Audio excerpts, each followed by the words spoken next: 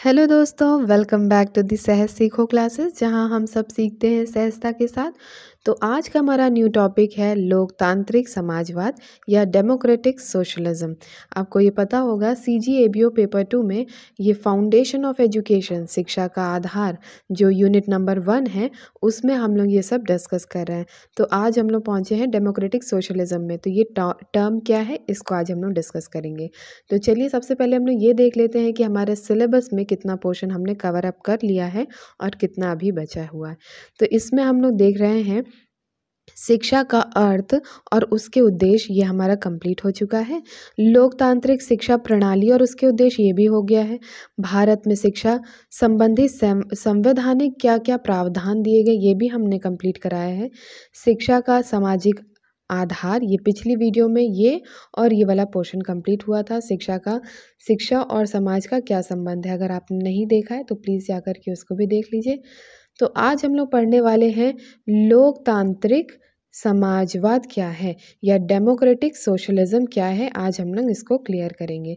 तो चलिए, इंग्लिश का भी हमने इसमें अटैच कर दिया है, आप इससे भी गो थ्रू कर सकते हैं। तो चलिए आज हम लोग टॉपिक देखते हैं, हमारा मेन टॉपिक है क्या।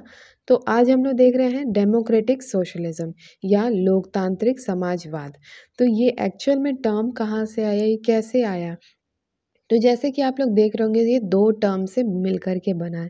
पहला डेमोक्रेसी, दूसरा क्या है हमारा समाजवाद या सोशलिज्म। तो डेमोक्रेसी क्या है, हम लोग को पता होगा डेमोक्रेसी क्या हुआ, या लोकतंत्र या प्रजातंत्र कह सकते हैं। तो सबसे पहले हम देखते हैं डेमोक्रेसी वर्ड की मीनिंग। डेमोक्रेसी क्या हुई, मतलब हम लोग इसमें कहते हैं ना कि लोगों के हित के लिए जो भी ऐसी सरकार बनाए या ऐसा सिस्टम हो जो कि लोगों के हित के लिए कार्य करे। इसका डेफिनेशन आपको याद होगी कि ऑफ द पीपल, किसके द्वारा बनाई गई, किसकी है ये सरकार, तो लोगों की है। फॉर द पीपल, लोगों के द्वारा ही बनाई गई है ये सरकार। और साथ में बाय द पीपल है, मतलब लोगों के लिए है ये सरकार। तो कहीं ना कहीं ये लोगों के ही आसपास है। तो उन मतलब लोगों का इस पर पूरा कंट्रोल रहता है, उन्हीं की ही सरकार कही जाती है। ठीक है, तो ये डेमोक्रेसी हम लोग को मीनिंग तो पता है। तो चलिए हम लोग देख लेते हैं सोशलिज्म क्या है या समाजवाद। तो समाजवाद मतलब समाज है। तो ये जो समाजवाद है, समाज के हित के लिए कार्य करता है। ठीक है, तो यहाँ पर हम लोग सामाजिक बहुत सारी चीज़ें हैं जो कि हमारे समाजवाद या उसको इफ़ेक्ट करती हैं। तो जैसे अब डेमोक्रेटिक सोशलिज्म आएगा, तो किस तरीके से हम लोग समाज में चेंजेस कर सकते हैं, समाज के हित के लिए काम करें और पीपल को, मतलब लोगों को भी उससे फ़ायदा मिले। मतलब डेमोक्रेटिक या डेमोक्रेसी के रास्ते पर चलते हुए हम लोग कैसे समाज को आगे बढ़ा सकते हैं या समाज में कुछ कार्य कर सकते हैं।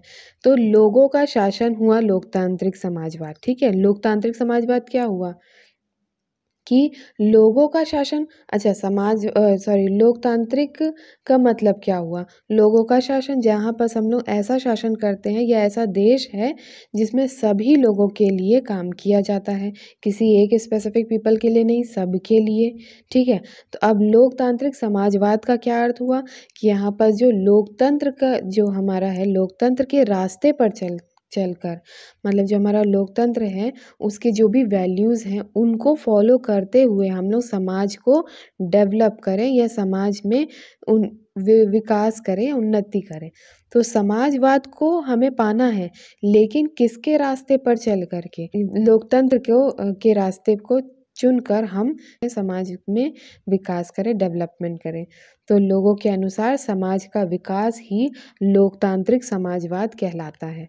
तो चलिए अब हम लोग देख लेते हैं सोशलिज्म, यहाँ टॉपिक आया है।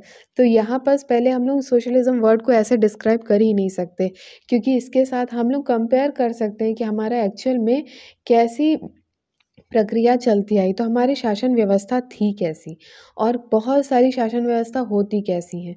तो यहाँ पर हम लोग देखेंगे कि यहाँ पर हम ये चेक करने वाले हैं कैपिटलिज्म, सोशलिज्म और कम्युनिज्म में मेन डिफरेंस होता क्या है, क्योंकि तभी हम लोग पता चल पाएगा कि सोशलिज्म में क्या बेनिफिट्स हैं और बाकी कैपिटलिज्म और कम्युनिज्म में क्या चीज़ें होती हैं। ठीक है, तो चलिए हम लोग आज देख लेते हैं। फर्स्ट पॉइंट हमारा फ्री इकोनॉमी और free market without government control. मतलब यहाँ पर मार्केट एकदम फ्री रहती है, यहाँ पर कोई भी गवर्नमेंट इंटरवेंशन या गवर्नमेंट की रुकावट नहीं होती है। गवर्नमेंट किसी भी चीज़ के लिए आपको कुछ बोलती नहीं है। विदाउट लिखा है ना, तो यहाँ पर कोई भी मतलब यहाँ पर सिर्फ और सिर्फ इंडस्ट्रियलिज्म रहता है। यहाँ पर गवर्नमेंट का इंटरवेंशन, गवर्नमेंट किसी भी चीज़ में वो बोल नहीं सकती। विदाउट गवर्नमेंट कंट्रोल लिखा है ना, तो यहाँ पर गवर्नमेंट का कंट्रोल नहीं होता है। लेकिन अगर हम सोशलिज्म की बात करते हैं तो यहाँ पर हमारा गवर्नमेंट कंट्रोल रहता है लेकिन फ्लेक्सिबल रहता है। तो फुल गवर्नमेंट कंट्रोल कहाँ रहेगा? कम्युनिज्म में कंप्लीट गवर्नमेंट कंट्रोल रहता है। तो यहाँ से हम लोग ये मीनिंग निकाल सकते हैं कि यहाँ पर विदाउट मतलब गवर्नमेंट का बिल्कुल कंट्रोल कहाँ नहीं रहता है, पूंजीवाद में, कैपिटलिज्म में। लेकिन सोशलिज्म में थोड़ा सा मतलब फ्लेक्सिबली यहाँ पर गवर्नमेंट कंट्रोल रहता है। लेकिन कंट्रोल फुल गवर्नमेंट इंटरवेंशन कहाँ रहता है? हमारा कम्युनिज्म में। तो यहाँ से हम लोग ये देख सकते हैं, इस पॉइंट से हम लोग ये क्लियरली कर सकते हैं, कभी कभी गवर्नमेंट का अत्यधिक मतलब एक्सेस कंट्रोल भी अच्छा नहीं होता है, क्योंकि वहाँ पर अगर हम हर चीज़ में गवर्नमेंट इंटरवेन करती रहेगी तो उससे हम विकास नहीं कर पाएंगे। वहीं पूंजीवाद या कैपिटलिज्म में भी ये बात आती है कि वहाँ पर अगर गवर्नमेंट का कंट्रोल नहीं होगा तो वहाँ पर लोग एक्सप्लॉयटेशन करेंगे, लोगों का एक्सप्लॉयटेशन होगा। तो कहीं ना कहीं समाजवाद, इस पॉइंट से हम लोग क्लियर कर सकते हैं कि इन दोनों के कंपैरिजन मतलब पूंजीवाद और कम्युनिज्म के कंपैरिजन सोशलिज्म ज़्यादा बेटर है, सिर्फ इस पॉइंट के बेसिस पे। ठीक है, नेक्स्ट अगर हम लोग देखते हैं प्रॉफिट मोटिव, तो ये तो हम लोग क्लियरली कह सकते हैं, जब अगर पूंजीवाद है या कैपिटलिज्म है तो यहाँ पर पूरा इंडस्ट्रीज़ हैं, यहाँ पर कंपटीशन बहुत ज़्यादा होता है और सब के सब प्रॉफिट के पीछे भागते हैं। लेकिन सोशलिज्म में वेलफेयर करते हैं, मतलब यहाँ पर सरकार ज़्यादा से ज़्यादा व्यय करती है, एक्सपेंस करती है, किस लिए? ओनली फॉर द पीपल, उनके वेलफेयर के लिए। तो वेलफेयर कॉन्सेप्ट कहाँ आएगा आपका? सोशलिज्म में। अच्छा, आपको एक चीज़ और बता दें, सोशलिज्म जो कम्युनिज्म जो एक टर्म आया है ये बहुत बाद में टर्म आया है। ठीक है, बहुत बाद में नहीं कह सकते, लेकिन सोशलिज्म से बाद में आया है। क्यों? सोशलिज्म को हम, और सोशलिज्म का ही एक टाइप होगा कम्युनिज्म। ठीक है, मतलब जहाँ पर हम लोग बहुत स्ट्रिक्ट फॉर्म में गवर्नमेंट का कंट्रोल या गवर्नमेंट ही गवर्नमेंट रहेगी, वहाँ पर हम कम्युनिज्म लाएंगे। अच्छा, सोशलिज्म थोड़ा सा लिबरल फॉर्म है, लेकिन वाइडर फॉर्म क्या हुआ? सोशलिज्म, उसमें से एक टर्म आया है कम्युनिज्म। तो अब यहाँ से देख सकते हैं बहुत हद तक सोशलिज्म और कम्युनिज्म के पॉइंट्स आपको सेम मिलेंगे। क्यों? क्योंकि दोनों सिमिलर हैं, लेकिन यहाँ पर एक्सेस कंट्रोल होगा गवर्नमेंट का, या यहाँ पर एक्सेस है कुछ चीज़ का और यहाँ पर कुछ चीज़ है लिबरल है। तो चलिए देख लेते हैं। हम लोगों ने जैसे अभी डिस्कस किया, यहाँ पास प्रॉफिट मोटिव रहता है, यहाँ पास वेलफेयर मोटिव। सिमिलरली यहाँ पर भी वेलफेयर मोटिव ही रहेगा, लेकिन यहाँ पास एक्सट्रीम फॉर्म ऑफ मतलब जितना हम कह सकते हैं सोशलिज्म लिबरल है, वहीं कम्युनिज्म और स्ट्रिक्ट है। ठीक है, नेक्स्ट अगर हम लोग पॉइंट देखते हैं तो इसमें है टोटल प्राइवेट ओनरशिप। मतलब यहाँ पर जितनी भी आप इंडस्ट्रीज़ रहेंगी वो पूरी प्राइवेट ओनरशिप ही रहती है। यहाँ पर गवर्नमेंट का कोई कंट्रोल नहीं रहता, या गवर्नमेंट की बहुत कम या नहीं रहती है। ठीक है, टोटल लिखा है ना, तो सिर्फ और सिर्फ प्राइवेट जो इंटिटीज़ होती हैं, प्राइवेट इंडस्ट्रीज़ होती हैं, वही यहाँ पर ओन करती हैं। लेकिन अगर कम्युनिज्म में देखें, यहाँ पर पूरे के पूरे गवर्नमेंट एंटिटीज़ ही रहती है, प्राइवेट एंटिटीज़ रहती ही नहीं है। ठीक है, मीनिंग क्लियर हो रहा होगा। यहाँ पास पूरी प्राइवेट कहाँ, कैपिटलिज्म में, लेकिन सोशलिज्म सॉरी कम्युनिज्म में पूरी गवर्नमेंट। लेकिन एक क्या आप बताइए, क्या पूरी शासन व्यवस्था, पूरा सिस्टम क्या सिर्फ गवर्नमेंट इन एंटिटीज़ या सिर्फ प्राइवेट एंटिटीज़ से सक्सेसफुल है? नहीं, दोनों का बैलेंस होना चाहिए। तो यहाँ पर क्या है, सोशलिज्म में गवर्नमेंट भी है, प्राइवेट भी है, तो दोनों की यहाँ बातें की जा रही हैं। क्योंकि कुछ कुछ चीज़ें गवर्नमेंट एंटिटीज़ होना बेनिफिट है, लेकिन कहीं कहीं प्राइवेट एंटिटीज़ होना भी बेनिफिट है। अच्छा, प्राइवेट से क्या होता है, प्राइवेट से हमारा जो नेशन है वो डेवलप होता है ना। नेशन डेवलप होगा तो हमें, जैसे यहाँ पास प्रॉफिट मोटिव है, थोड़ा बहुत प्रॉफिट भी मिलता है। लेकिन गवर्नमेंट इंटरवेंशन क्यों ज़रूरी है? क्योंकि कोई उसको एक्सप्लॉइट ना करे, पीपल को एक्सप्लॉइट ना किया जाए। तो इसलिए गवर्नमेंट और प्राइवेट दोनों का यहाँ पास एग्जिस्टेंस होता है सोशलिज्म में, लेकिन कम्युनिज्म में ओनली गवर्नमेंट। ठीक है, लेकिन और अगर हम लोग देखेंगे कैपिटलिज्म में, यहाँ तो सिर्फ और सिर्फ प्राइवेट ही प्राइवेट है। तो यहाँ से आपको क्लियर हो रहा होगा मीनिंग। ठीक है, नेक्स्ट अगर हम लोग देखते हैं, price is set bye market forces. Market forces क्या होता है, डिमांड एंड सप्लाई। जितनी ज़्यादा डिमांड होगी उस हिसाब से हमारा प्राइस उतना रेस होगा। ठीक है, तो ये है मार्केट फोर्सेस के अकॉर्डिंग हमारा प्राइस में चेंजेस आते हैं या प्राइस फिक्स किया जाता है। लेकिन यहाँ आप देखेंगे कम्युनिज्म में ये गवर्नमेंट ही सेट करती है प्राइस, क्या चार्ज किया जाना चाहिए। तो क्या हद तक सही है ये? क्या उसमें आपका लेबर चार्जेस बहुत सारे लगे हों, लेकिन गवर्नमेंट को लग रहा है कि नहीं, यहाँ बस आप लोगों का वेलफेयर करिए तो आपको इतना ही प्राइस देना पड़ेगा। तो क्या कोई इंडस्ट्रीज़ कभी डेवलप हो पाएगी? नहीं हो सकती। तो गवर्नमेंट अगर प्राइस सेट कर रहा है तो वो कहीं न कहीं, हर चीज़ में नहीं लेकिन कुछ चीज़ों में खामी है ये। और अगर हम लोग बात करते हैं सोशलिज़्म का, तो ये फ्री मार्केट है। फ्री मार्केट मतलब यहाँ पर जो भी मार्केट है, मार्केट में जिसका जो इच्छा है, अगर प्राइवेट इंडस्ट्रीज़ है तो मे बी मार्केट फोर्सेस पर डिपेंड करे उसकी प्राइस। लेकिन गवर्नमेंट है तो गवर्नमेंट, जैसे हम कहीं-कहीं देखते होंगे, जैसे हमारे यहाँ तो मिक्स्ड इकॉनमी है, ठीक है? तो फिर भी हम बता रहे हैं कि हमारे यहाँ गवर्नमेंट कुछ चीज़ों का, जैसे एग्रीकल्चर फील्ड में कुछ चीज़ों का प्राइस वो फिक्स कर देती है। तो कहीं-कहीं वो फिक्स है, गवर्नमेंट सेट करती है, लेकिन कहीं-कहीं मार्केट फोर्सेस पर भी डिपेंड होता है।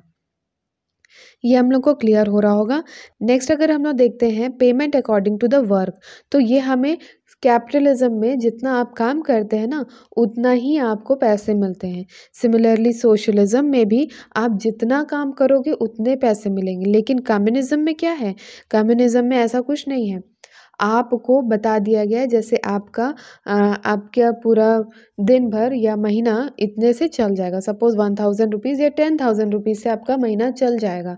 तो आप कितना भी एक्सेस वर्क कर लें, आपको अकॉर्डिंग टू योर नीड कितनी आपको ज़रूरत है, या समाज में, इसीलिए यहाँ पास इक्वल डिस्ट्रीब्यूशन कहते हैं इनकम का। कम्युनिज़्म में जब आप डिटेल पढ़ेंगे तो यहाँ पास इनकम का इक्वल डिस्ट्रीब्यूशन होता है। मतलब कोई कितना भी ज़्यादा काम करे, लेकिन यहाँ पर सबको इक्वली पैसे डिवाइड किए जाएँगे। तो क्या ये गलत है या सही है? तो लोग सोचेंगे हमें काम करने की ज़रूरत ही क्या है, जब समान समान इनकम सबको मिलेगी, इक्वल इनकम मिलनी है। तो क्लियर हो रहा होगा मीनिंग, आप लोगों को समझ में आ रहा होगा कि कहीं-कहीं कम्युनिज़्म ना वेलफेयर के चक्कर में बहुत हद तक हमारे नेशन को बढ़ाती नहीं है। तो ये आप लोग को क्लियर हो रहा होगा, ठीक है?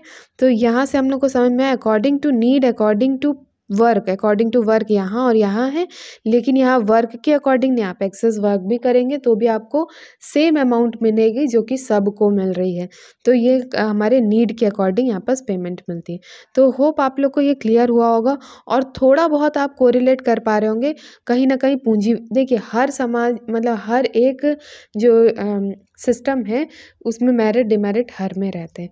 तो एक हद तक हम ये ओवरव्यू ले सकते हैं कि socialism much better than capitalism and communism, क्योंकि कहीं ना कहीं कैपिटलिज्म पूरी तरह से कैपिटल या प्राइवेट एंटिटीज़ पर डिपेंड करती है, तो उसमें भी कुछ-कुछ खामियां हो जाती हैं, इसलिए सोशलिज़्म है। और कम्युनिज़्म में पूरा गवर्नमेंट है, इसलिए उसमें भी कुछ खामी हो जाती है, इसलिए सोशलिज़्म है। तो आज हम लोग वही देख रहे हैं कि सोशलिज़्म मतलब समाज, हम पढ़ क्या रहे हैं लोकतांत्रिक समाजवाद। तो समाजवाद तो हमें अब क्लियर हो गया है अच्छे से, तो लोकतांत्रिक समाजवाद भी हमें क्लियर हो चुका है, वो भी हम बता देते एक बार फिर से। तो लोगों का तंत्र है, तो लोगों के तंत्र मतलब लोकतंत्र के रास्ते पर चलते हुए, मतलब जो भी लोकतंत्र की जो मुख्य मुख्य बातें हैं, मतलब लोगों के लिए काम करना, ये सारी जो बातें हैं, तो लोकतंत्र के रास्ते पर मतलब हर एक सजेशन उनसे लेना। तो लोकतंत्र के रास्ते पर चलते हुए हम लोग समाजवाद जो हमारा मेन अचीव करना है, सोशलिज्म को हम अचीव कर सके या समाज को हम डेवलप कर सके, ये होता है हमारा लोकतांत्रिक समाजवाद। या लोगों के अनुसार कैसे हम समाज का विकास कर सकते हैं, ये होता है डेमोक्रेटिक सोशलिज्म। चलिए अब हम लोग कुछ डेफिनेशंस देख लेते हैं। तो यहाँ पर definition is given by Ashok Mehta. उन्होंने क्या कहते हैं कि राज्य में लोकतांत्रिक उपायों द्वारा, जो लोकतांत्रिक उपाय हैं या जितने भी हम लोग लोकतंत्र में डिफरेंट वेज पढ़े हैं, वो सारे उपायों द्वारा ही समाजवाद की स्थापना का नाम ही लोकतांत्रिक समाजवाद है। मतलब किसके, वही हमने बताया, लोकतांत्रिक उपाय या लोकतंत्र के रास्ते से हम समाजवाद को अचीव करें या समाजवाद की स्थापना करें, वही लोकतांत्रिक समाजवाद होता है। मीनिंग आप लोग क्लियर रखिएगा क्या है इसकी मीनिंग। एक और डेफिनेशन देख लेते हैं, डेफिनेशन गिवन बाय डर्बिन, जिन्होंने अपनी किताब बुक में लिखा है। बुक का नाम क्या है? The politics of democratic socialism. अब हम इसमें देखते हैं कि इन्होंने क्या कहा है। तो ये कहते हैं लोकतांत्रिक पद्धति समाजवाद का अंतर्निहित भाग है। मतलब ये कहीं ना कहीं समाजवाद की जो पद्धति है, उसमें लोकतांत्रिक जो पद्धति है वो समाजवाद का एक छोटा सा पार्ट है, जिससे उसे अलग नहीं किया जा सकता। मतलब क्या हुआ कि जो समाजवाद है उससे हम लोकतंत्र को कहीं से भी अलग नहीं कर सकते। क्यों? क्योंकि समाजवाद का ही तो पार्ट है एक लोकतंत्र। जैसे इसमें लिखा है ना, लोकतांत्रिक पद्धति मतलब जो उसके वेज हैं वो समाजवाद के ही अंतर्निहित भाग हैं, जिसे हम बिल्कुल भी अलग नहीं कर सकते। ठीक है, तो ये हम लोग को क्लियर हो रही होगी। पूरी मीनिंग क्लियर करने के लिए हमने डेफिनेशंस भी यहाँ पर अटैच की है। अब हम लोग देख लेते हैं कि डेमोक्रेटिक सोशलिज्म की मीनिंग।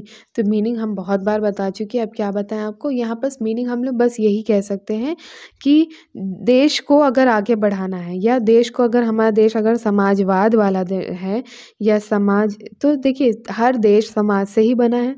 तो सोशलिज्म का मीनिंग क्या हुआ कि हम उस समाज को कैसे डेवलप करेंगे, तो हमारा डेमोक्रेटिक वेज के थ्रू या लोकतंत्र के, लोगों के हित में काम, कोई भी काम अगर लोकतांत्रिक वे से अगर किया जाए, लोकतांत्रिक उपायों से किया जाए, तो उसमें हमेशा सक्सेस मिलती है। सपोज़ अगर हम लोग कोई भी एक डिसीज़न लेना चाहते हैं और वो डिसीज़न अगर हम लोग लोगों से पूछ कर लें या लोगों की सजेशन के थ्रू लें, तो क्या हमें उसमें अचीवमेंट नहीं मिलेगी?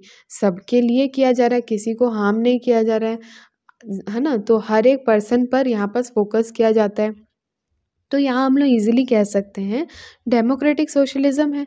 अब सोशलिज्म हमें अचीव करना है या समाजवाद को हमें चाहते हैं स्थापित करना अपने इकोनॉमी में, तो अगर समाजवाद चाहते हैं और उसको डेमोक्रेटिक वे से चाहें, तो वो तो उसकी मतलब जो कहते हैं ना, समाजवाद के गुण को और निखार देता है। कुछ खामी अगर है समाजवाद में, तो डेमोक्रेटिक सोशलिज्म उस चीज़ को और कम कर देता है और उसको क्वालिटीज़ को और बढ़ा देता है। ठीक है, मीनिंग क्लियर हो रही होगी। तो जो भी हम लोग डेमोक्रेटिक वे में कोई भी चीज़ अचीव करेंगे, वो हम लोगों को ज़्यादा फ्रूटफुल रहती है। तो समाजवाद को अगर हम लोग अचीव करना चाहते हैं डेमोक्रेटिक वे में, तो वो डेमोक्रेटिक सोशलिज्म हो जाता है। होप ये आप लोग को पूरा मीनिंग क्लियर हो गई होगी। तो थोड़े से पॉइंट्स पढ़ लेते हैं जो कि हमारे हो सकता है कि जो हमें मेन फोकस करते हैं कि मतलब हम लोग कह सकते हैं मुख्य सिद्धांत क्या है हमारे डेमोक्रेटिक सोशलिज्म के। तो चलिए एक-एक करके हम लोग वो पॉइंट्स भी देख लेते हैं। तो ये अगर हमने अभी वो डिफरेंस पढ़ा कि कैपिटलिज्म और जो कम्युनिज्म का ये अपोज़ करता है क्या? सोशलिज्म। तो हम लोग इसमें कह सकते हैं पूंजीवाद और समाजवाद का विरोध करता है, तो कैसे ये विरोध करेगा? तो हम लोगों ने पढ़ा था कैपिटलिज्म में क्या बात की गई है, यहाँ पर लोगों के बीच असमानता को या जो भी एक्सप्लॉयटेशन है वो होता है, ठीक है? यहाँ पर बहुत ज़्यादा फैला रहता है क्या एक्सप्लॉयटेशन, क्यों? क्या यहाँ पे कैपिटलिज्म है, ठीक है? और यहाँ पर मेन फोकस किस पे किया जाता है? प्रॉफिट मोटिव पर, ठीक है? वेलफेयर तो नहीं है यहाँ। कम्युनिज्म में क्या है? पूरा का पूरा गवर्नमेंट कंट्रोल है, तो गवर्नमेंट कंट्रोल है तो एक्सेसिव गवर्नमेंट कंट्रोल है, वेलफेयर तो यहाँ किया जाता है, लेकिन एक्सेस कंट्रोल है गवर्नमेंट का, जिससे भी ये अपोज करता है एक्सेसिव कंट्रोल का। यहाँ पर प्राइवेट को भगाया जाता है। आपका अगर एग्जाम्पल इसको देखा जाए तो चाइना में जब कम्युनिज्म को अपनाया गया, तो उससे पहले तो कम्युनिज्म था नहीं, तो जब कम्युनिज्म को अपनाया गया तो जितने भी प्राइवेट इंस्टीट्यूट हुआ करते थे उन सब को हटाया गया, वहाँ लिटरली हटाया गया है। मतलब वहाँ अब मतलब जब से कम्युनिज्म होगा तब उसके बाद जब से वो एप्लीकेबल हुआ तब से एक भी प्राइवेट इंस्टीट्यूट रहेगा ही नहीं, मतलब इंडिविजुअल का कॉन्सेप्ट ही गायब हो गया। तो कहीं ना कहीं ये जो सोशलिज्म है ये दोनों को अपोज करता है, कैपिटलिज्म और सोशलिज्म को, है ना? क्लियर हो रहा होगा। नेक्स्ट अगर हम लोग देखते हैं, man is a moral being. Man is a moral being का मतलब क्या हुआ? मानव जो है यहाँ का नैतिक प्राणी है। अच्छा, ये तो हमें लगेगा ये तो इजी टॉपिक है, लेकिन नहीं। अगर हम लोग कैपिटलिज्म की बात करते हैं तो कैपिटलिज्म क्या मानता है? ये मांगता है कि जो मानव है, जो इंसान है, जो मैन है, वो एक आर्थिक प्राणी है। मतलब वो किसके पीछे जाता है? वो सिर्फ और सिर्फ पैसे के पीछे जाता है, ठीक है? तो यहाँ पर हम ये कह सकते हैं कि कैपिटलिज्म जो है वो ये कहता है कि ये आर्थिक प्राणी है। लेकिन हम मतलब यहाँ सोशलिज्म की बात करें तो सोशलिज्म कभी भी ये नहीं कहता है कि यहाँ पर आर्थिक प्राणी है, वो नैतिक प्राणी है, ठीक है? मोरल है, ठीक है? तो यहाँ पर हम लोग ये क्लियर कर सकते हैं, कैपिटलिज्म जो कहता है आर्थिक प्राणी का मतलब क्या हुआ कि अगर हम उनको कुछ पैसों से रिलेटेड इंसेंटिव्स देते हैं या उनको मोटिवेशन करते तो वे ज़्यादा काम करते, बल्कि ऐसा नहीं है। सोशलिज्म ऐसा नहीं मानता है, सोशलिज्म ये नहीं कहता, लेकिन कैपिटलिज्म की यही धारणा है कि लोगों को जितना आप मनी के फॉर्म में, आर्थिक फॉर्म में उनको जितना आप उनको मोटिवेट करेंगे वो ज़्यादा मोटिवेट होते हैं या उसके पीछे वे भागते हैं। सिमिलरली कम्युनिज्म में भी ये कहीं न कहीं कहा जाता है, कम्युनिज्म में जो कॉन्सेप्ट है ना, यहाँ पर आप उस पूरे कम्युनिज्म को यहाँ पर क्लासिज़्म नहीं है, लेकिन यहाँ पर ना एक टर्म आता है बड़े लोग और मतलब जो बिगेस्ट इंडस्ट्रीज़ रहती हैं, इंडस्ट्रीज़ तो नहीं कहते हैं, मतलब इंडस्ट्रीज़ रहती लेकिन वो गवर्नमेंट के कंट्रोल में रहेगी, ठीक है? तो जितने भी जो यहाँ पर रिच और पुअर में डिवाइडेड रहता है कम्युनिज्म, तो यहाँ पर भी कहीं न कहीं जो समाज है ना, जो हमारे जो यहाँ की जो कम्युनिज्म को जो फॉलो करते हैं, वो भी कहीं न कहीं उनको ये कहती है कि ये आर्थिक प्राणी है। क्यों? क्योंकि वे जो हमारा वहाँ की जो गवर्नमेंट होगी, कम्युनिज्म की जो गवर्नमेंट रहेगी, वो चाहती है, मानते हैं वो वेलफेयर चाहती है। वेलफेयर मतलब वहाँ पर क्लासिज़्म हटा दिया गया, लेकिन फिर भी वो कहीं न कहीं सुनती है जो रिचेस्ट लोग होते हैं, जो बिग मतलब दो सोसाइटी को 2 पार्ट में डिवाइड किया है, रिच और पुअर में। तो वो रिच वाले जो एरिया जो इन पीपल रहते हैं उनकी ज़्यादा बातें सुनती है। तो हम लोग को ये क्लियर हो रहा होगा कि सिर्फ़ और सिर्फ सोशलिज़्म ही है जो कि हमें मानव को नैतिक प्राणी मानती है। तो चलिए अब हम लोग नेक्स्ट टॉपिक्स देख लेते हैं और क्या है। Private properties are limited in place of and. मतलब यहाँ पर प्राइवेट प्रॉपर्टीज़ को ख़त्म नहीं किया गया है, ठीक है? प्राइवेट प्रॉपर्टीज़ मतलब जो भी निजी संपत्ति है उसको, जैसे कम्युनिज्म में पूरी तरीके से निजी संपत्ति को ख़त्म कर दिया जाता है। और आपका इंडस्ट्रियलिज़्म में क्या होता है? इंडस्ट्रियलिज़्म में सिर्फ़ और सिर्फ प्राइवेट इंडस्ट्रीज़ रहती है, इंडस्ट्रियलिज़्म बोल रहे हैं, कैपिटलिज़्म में तो मीनिंग क्लियर हो रही होगी। जहाँ हम लोग सोशलिज़्म की बात करते हैं तो वहाँ पर पूरी तरीके से प्राइवेट इंडस्ट्रीज़ को ख़त्म नहीं किया जाता है, प्राइवेट प्रॉपर्टीज़ को ख़त्म नहीं किया जाता है, लिमिटेड ज़रूर रहती हैं, ठीक है। नेक्स्ट अगर हम लोग देखते हैं तो emphasis on socialism instead of nationalism, ये टॉपिक बहुत सही है। इसमें क्या कहा गया है कि जो राष्ट्रीयकरण है, राष्ट्रीयकरण के बजाय समाजीकरण पर यहाँ पर बल दिया जाता है। अच्छा, नेशनलिज्म का मतलब क्या हुआ, यहाँ पर है कि कंट्रोल, जो गवर्नमेंट का कंट्रोल ही रहता है, सिर्फ और सिर्फ गवर्नमेंट का कंट्रोल रहता है। जैसे हम लोग कह सकते हैं जिससे ज़्यादा से ज़्यादा जो बेनिफिट या प्रॉफिट रहेगा वो हम अर्न नहीं कर सकते। देखिए कभी कभी एक्सेसिव, हमने बताया एक्सेसिव गवर्नमेंट कंट्रोल रहता है तो वो कहीं ना कहीं हमारे इकॉनमी को बढ़ने नहीं देता है। क्यों? क्योंकि कहीं ना कहीं कंपटीशन भी बहुत ज़रूरी रहता है हर चीज़ के लिए, है ना। तो नेशनलिज्म जो है ना सिर्फ और सिर्फ ओनली कंट्रोल करता है गवर्नमेंट को। जैसे अगर इसका एग्जांपल हम दें तो बहुत पहले हमारे यहाँ जो बैंक हुआ करते थे, बैंक अच्छे से वर्क नहीं कर पाते थे, उनको नेशनलाइज कर दिया गया था सारे बैंक को। मतलब अब वो सब पर, सारे बैंक पर सिर्फ और सिर्फ गवर्नमेंट का ही कंट्रोल रहेगा। ठीक है, नेशनलिज्म का मतलब क्या हुआ, उन सारे बैंक को नेशनलाइज कर दिया गया, मतलब सिर्फ गवर्नमेंट का कंट्रोल रहेगा। तो जिससे फिर हमने उसमें भी बहुत सारी खामियां देखी। तो अब उस नेशनलिज्म में जो नेशनलाइज्ड बैंक थे उनको धीमे धीमे करके ख़त्म किया जा रहा है या बाहर हटाया जा रहा है।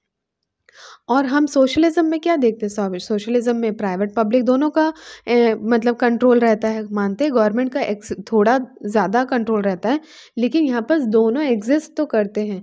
तो यहाँ पर दोनों चीज़ें होंगी, मतलब यहाँ पर क्या कह सकते हैं हम लोग, मतलब आपका इम्प्रूवमेंट भी होती है, प्रॉफिट भी अर्न कर सकता है, मतलब इकॉनमी भी डेवलप होती है।